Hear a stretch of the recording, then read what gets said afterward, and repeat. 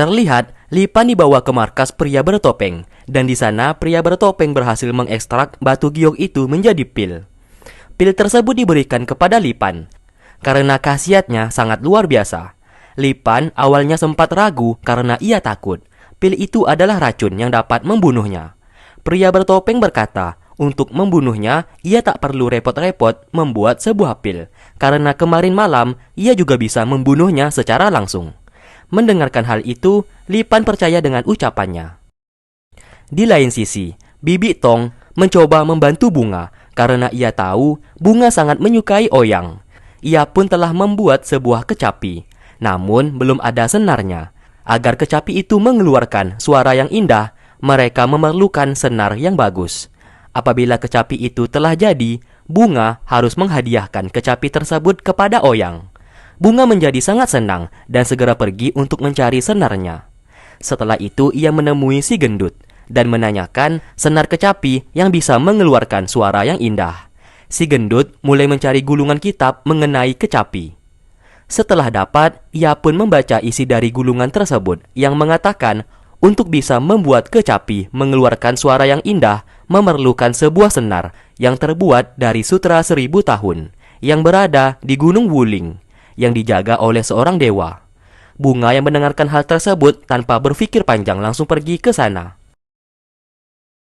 Singkat cerita, ia pun telah tiba di Gunung Wuling dan sesaat ia melihat ada sebuah papan catur di sana. Saat ia hampiri, seketika seorang dewa yang tinggal di dalam danau tersebut mulai keluar.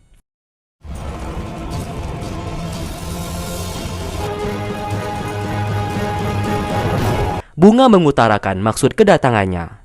Dewa itu menunjukkan sutra 1000 tahun yang diinginkan oleh Bunga. Ia boleh memilikinya asalkan bisa mengalahkannya bermain catur. Bunga pun menyetujui persyaratan tersebut.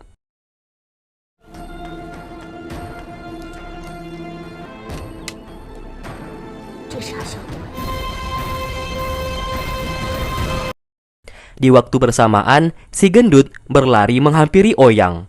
Ia pun bercerita kalau Bunga sempat datang menanyakan keberadaan sutra 1000 tahun kepadanya. Namun, setelah ia baca sampai habis isi gulungan kitab, ternyata dewa itu terkenal jahat. Ia takut Bunga akan terbunuh. Mendengarkan hal itu, Ouyang segera pergi menyusul Bunga di Gunung Wuling. Akhirnya, Bunga berhasil mengalahkan dewa itu bermain catur. Dan benar saja, dewa tersebut sangatlah jahat. Ia bahkan mengingkari janjinya untuk memberikan sutra 1000 tahun. Dan justru ia ingin membawa Bunga masuk ke dalam danau. Ouyang yang telah datang ke sana mencoba menyelamatkan Bunga. Dewa itu berkata, ia sudah tewas selama ribuan tahun. Namun ia tak bisa bereinkarnasi karena ia tak bisa melupakan kekasihnya. Ouyang mencoba membantunya dengan memberikan pil lupa ingatan. Apabila ia memakan pil itu, maka dirinya bisa lupa ingatan dan melupakan kekasihnya. Mereka berdua pun akhirnya sepakat. Si dewa mengembalikan Bunga dan Ouyang memberikan pil tersebut. Di saat ia memakannya, ingatannya pun mulai hilang, yang membuat ia bisa melupakan sang kekasih dan mati dengan tenang.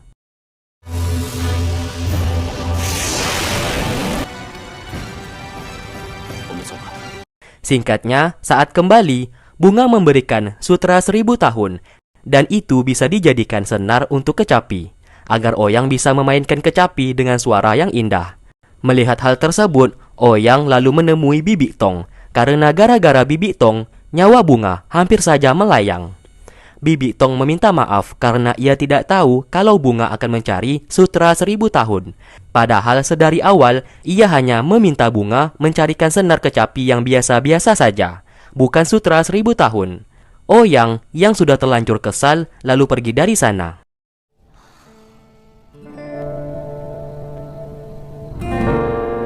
Lalu di malam harinya, kini bulan purnama kembali muncul, yang membuat aura iblis di tubuh Tusu mulai aktif kembali. Ia pun berusaha menekan aura iblis tersebut agar tidak merasuki tubuhnya. Secara kebetulan, King Su datang ke sana. Alhasil, Tusu seketika mencekiknya, karena King Su datang di waktu yang tidak tepat. Untung saja Tusu pingsan seketika yang membuat Kingsu akhirnya selamat.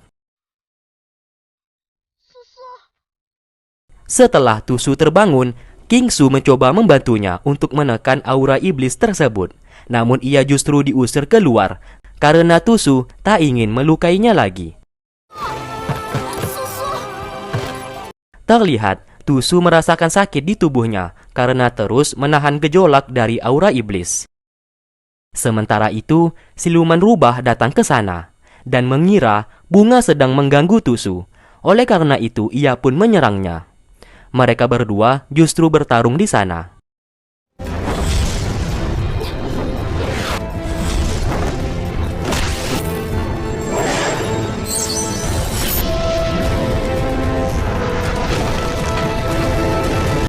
Lalu keesokan paginya, siluman rubah berhasil dikalahkan. Kini ia ditanyai siapa dirinya dan kenapa selalu mengejar Tusu. Ia pun berkata kalau Tusu adalah teman lamanya yang ia cari selama ini. Setelah ia pergi dari sana, Kingsu bertanya apakah wanita itu temannya. Tusu menjawab kalau ia juga tidak tahu karena ingatannya sudah menghilang sejak kecil.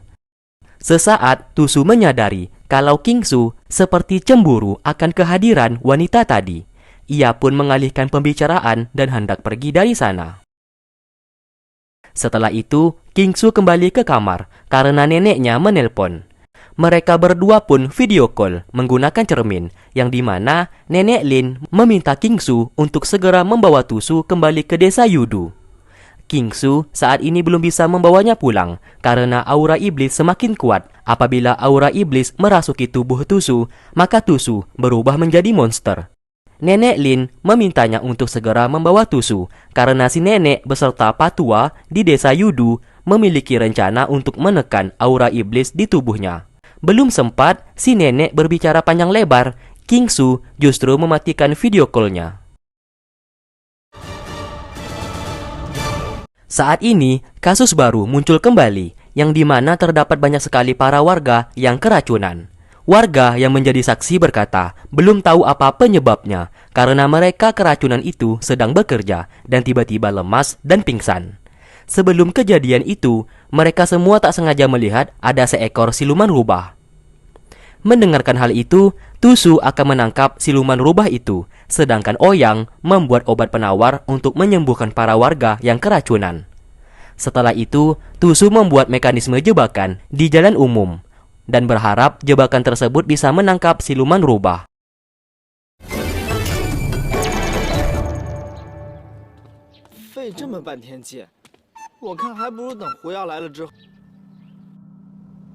Lalu di malam harinya, ternyata siluman rubah melintasi jalan tersebut dan terkena jebakan yang telah dipasang oleh Tusu.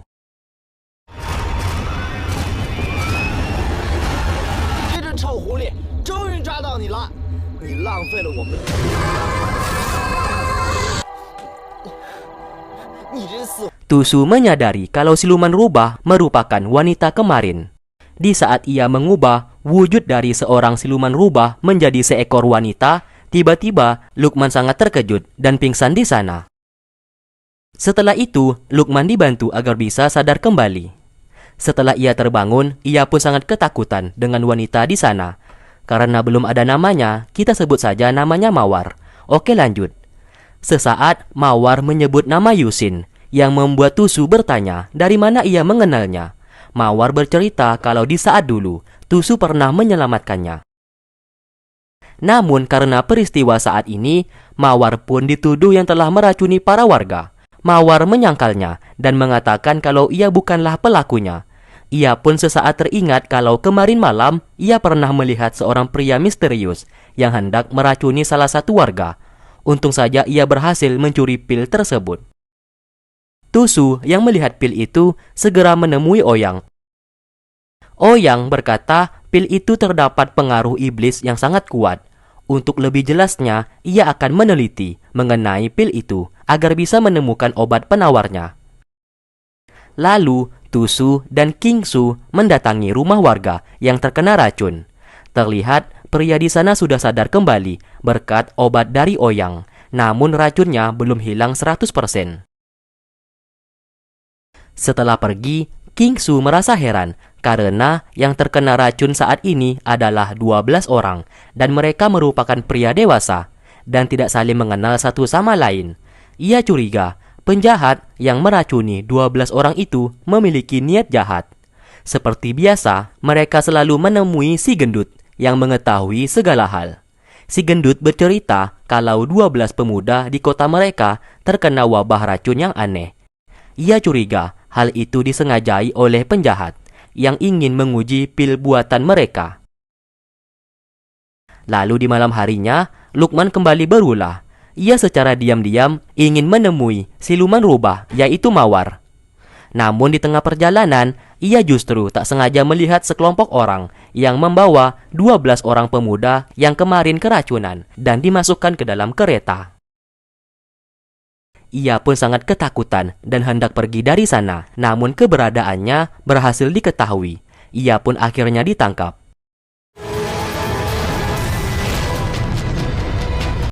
Di lain sisi, Tusu saat ini sedang mengejar seseorang yang sangat mencurigai. Ternyata orang itu adalah Lanseng. Melihatnya di sana, Tusu menjadi senang. Ia pun membawa Lanseng kembali ke rumahnya. Kedatangan Lanseng saat ini, ia hendak membawa Tusu kembali ke perguruan Kotayong. Namun Tusu belum mau pulang karena kasus pembunuhan Zaolin yang kini membuatnya tertuduh sebagai tersangka. Lagi pula, ia saat ini sedang menyelidiki sebuah masalah yang terjadi di kota itu. Di lain tempat, Lukman akhirnya sadar dan berada di dalam penjara. Ia pun bertemu dengan 12 orang pemuda yang terkena racun kemarin, yang kini mereka telah sembuh setelah memakan obat penawar dari Oyang. Ternyata yang menculik mereka adalah Lipan. Hal tersebut membuat Lukman menjadi sangat marah karena Lipan sudah dimaafkan dan berjanji tidak akan membuat kejahatan lagi. Karena kesal, Lukman memakinya dengan sebutan pria jelek dan jahat. Ucapannya itu membuat Lipan seketika menjadi kesal dan marah dan akan membunuh mereka semua di sana. Ia pun kembali ke rumah dan mulai memakan pil yang dapat membuat wajahnya tidak buruk lagi. Setelah ia memakannya, sesaat Lipan merasakan tubuhnya saat ini seperti ada kekuatan yang besar. Singkat cerita, hilangnya Lukman telah disadari oleh mereka semua. Tusu, Oyang, Lanseng, dan King Su berencana mencari keberadaan Lukman. Kembali ke dalam penjara. Saat ini, 12 pemuda itu seketika berubah menjadi zombie karena sebelumnya Lipan telah memberikan makanan ke mereka yang di dalamnya terdapat racun.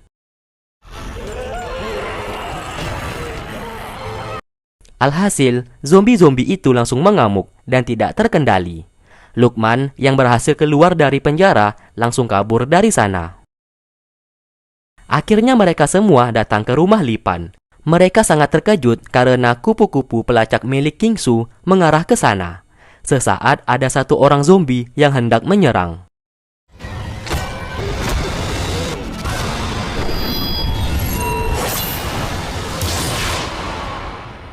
Setelah berhasil dibunuh, Tusu menyadari zombie tersebut salah satu dari pemuda yang keracunan kemarin. Menyadari ada yang tak beres, mereka pun segera membagi kelompok.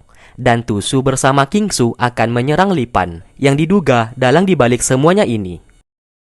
Saat masuk ke dalam, Lipan ternyata sudah menunggu kedatangan mereka. Karena kini ia memiliki kekuatan, Lipan menantang Tusu untuk berduel. Pertarungan di antara mereka pun tak dapat terelakkan.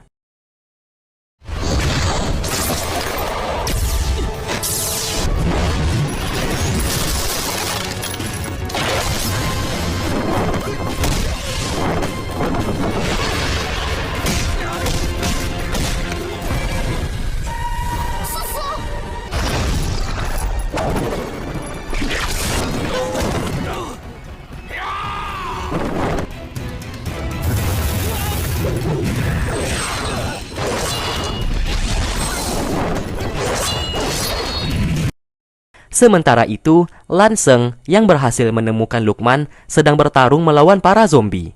Lanseng akhirnya terpaksa memusnahkan para warga yang menjadi zombie tersebut karena itu adalah satu-satunya cara. 这些人也在这里。啊，那你别让他们死得太快。这是什么法术？万箭穿心。